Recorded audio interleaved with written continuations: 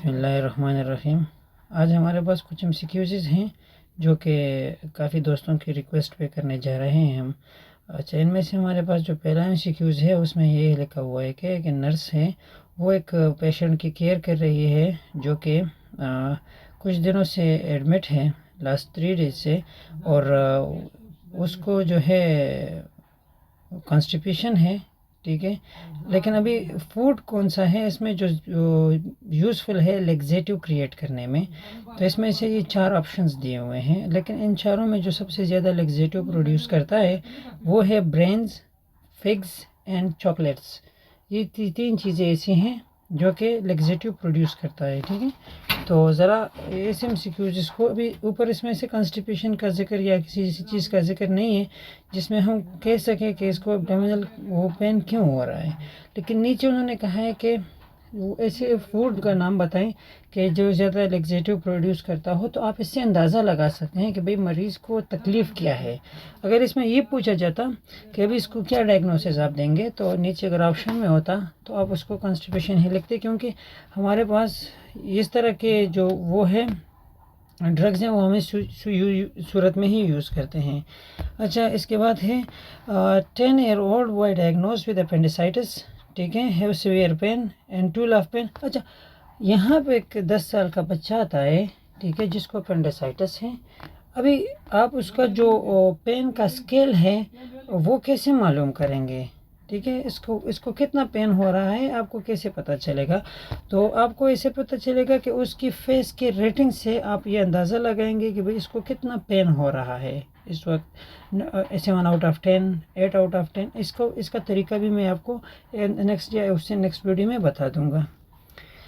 इसके बाद देखते हैं, female patient will do the breast implant surgery and she tell that the nurse not tell to her family.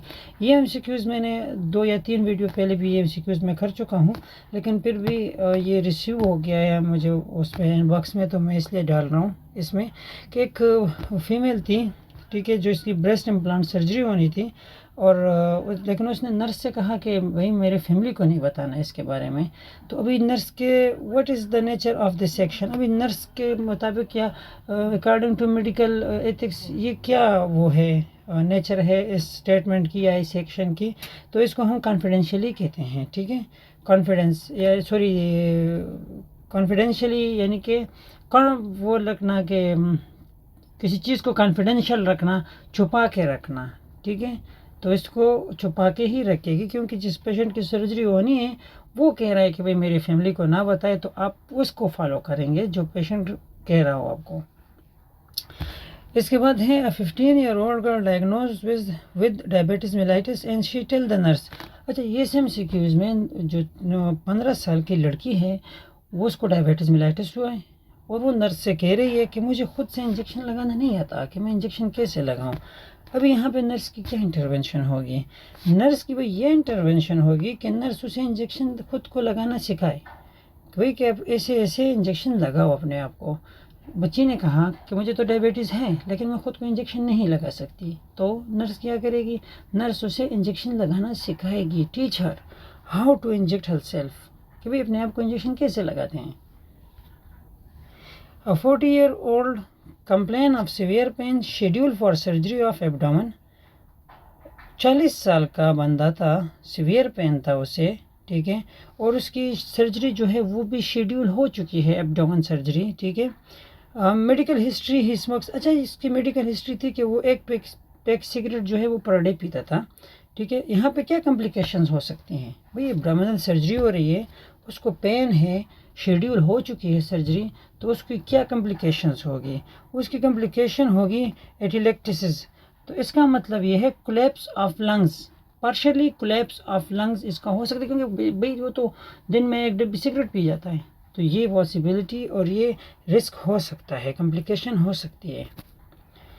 During suction of adult ensure that each pass of suction catheter take no more then.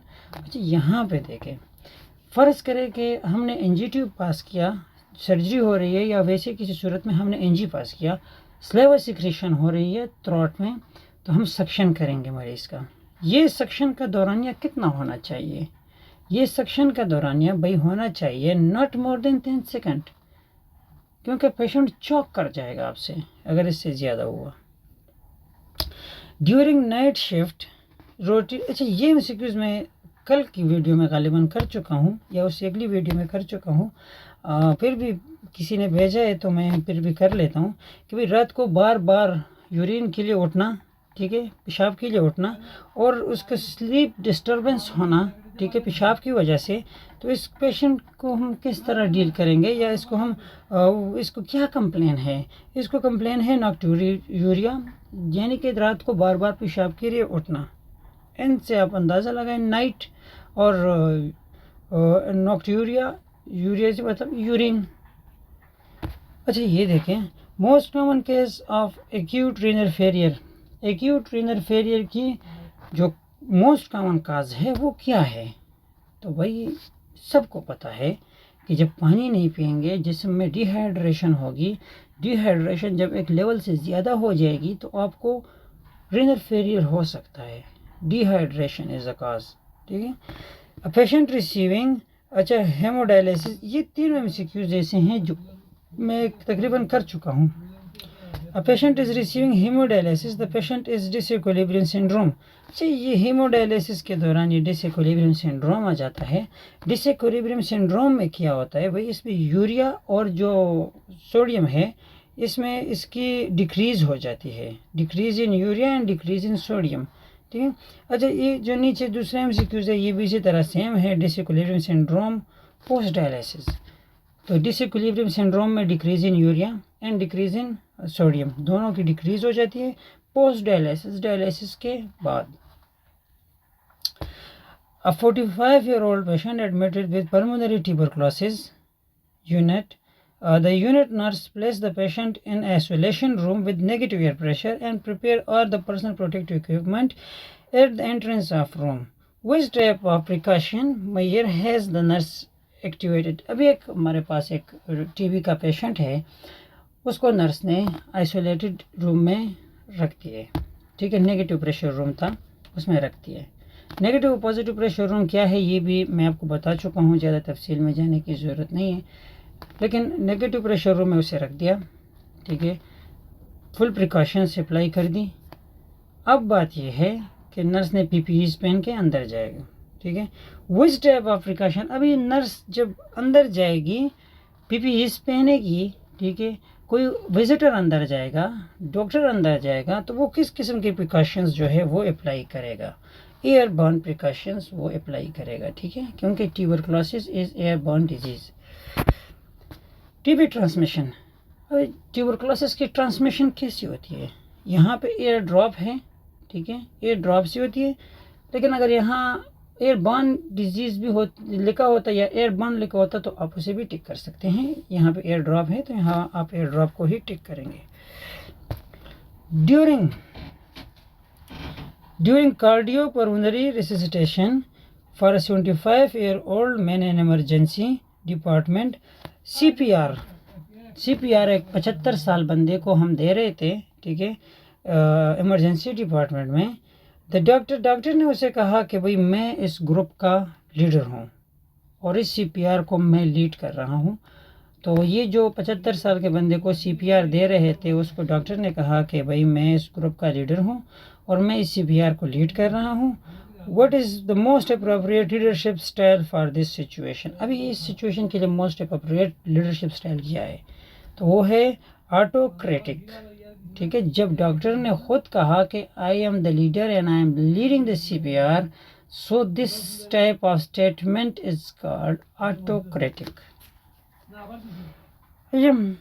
During CPR of an admitted patient cardiac arrest, a family member tasked the unit nurse to be beside and say the final word to their loved one। CPR दे रहे थे, ठीक है, family member आया जो कि common है, ठीक है, हमारे पाकिस्तान में तो बहुत कॉमन है। फैमिली मेम्बर आया, उसने कहा कि भाई मैं ज़रा इसके साइड बेड साइड पे खड़ा होना चाहता हूँ ताकि मैं इससे अपने आखिरी अल्फाज अदा कर सकूँ, ठीक है। तो नर्स एक्सप्लेन द, नर्स ने उसे कहा भाई आप हमें डिस्टर्ब कर रहे हैं, ठीक है, और हम मेडिकल टीम जो है उसको अपना काम करने दे, आप क्यों डिस्टर्ब कर रहे हैं? द फैमिली मेम्बर ने फिर इसरार किया कि नहीं ऐसा नहीं है, मैं विटनेस होना चाहता हूँ आपके रिसिसिटेशन प्रोसेस का, आपकी एफर्ट्स का, ठीक है। यहाँ पे नर्स का क्या करेगी, तो नर्स एट द एंड उसे अलाउ करेगी कि वो बेड साइड पे खामोशी से खड़ा रहे। अच्छा, what is the drug that prevent the recurrence of rheumatic fever. Rheumatic fever जो है, जिसे हम रेमेटॉइड अर्थराइटिस भी कहते हैं, ठीक है, तो और इसकी ड्रग ऑफ चॉइस क्या है, तो भाई इसके लिए जो है रिकरेंस से बचने के लिए इसकी जो ड्रग्स है वो पेनिसिलिन है। अच्छा, a nurse is preparing a medication order of 100 mg IV state. The available hydrocortisone is 200 mg per 5 ml dilution.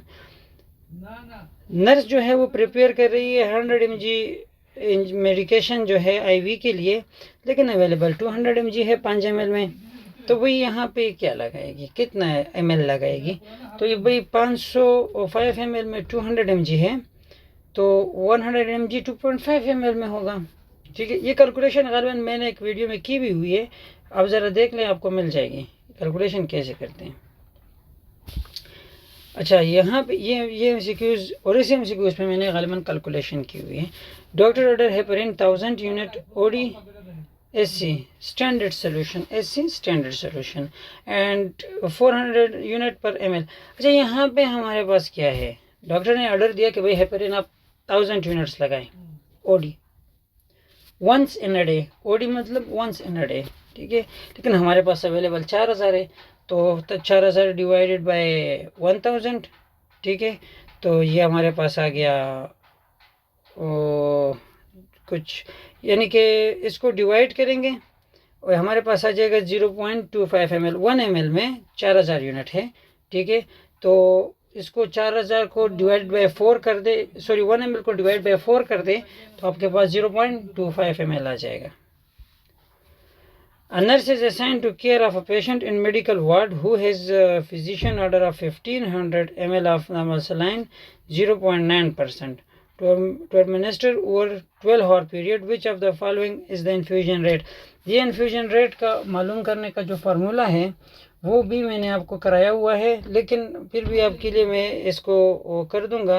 ये सारे कैलकुलेशन जितने भी है, अगर आपको फिर भी कन्फ्यूजन हो रही है तो कमेंट्स में बता दीजिए, मैं करवा दूंगा ये।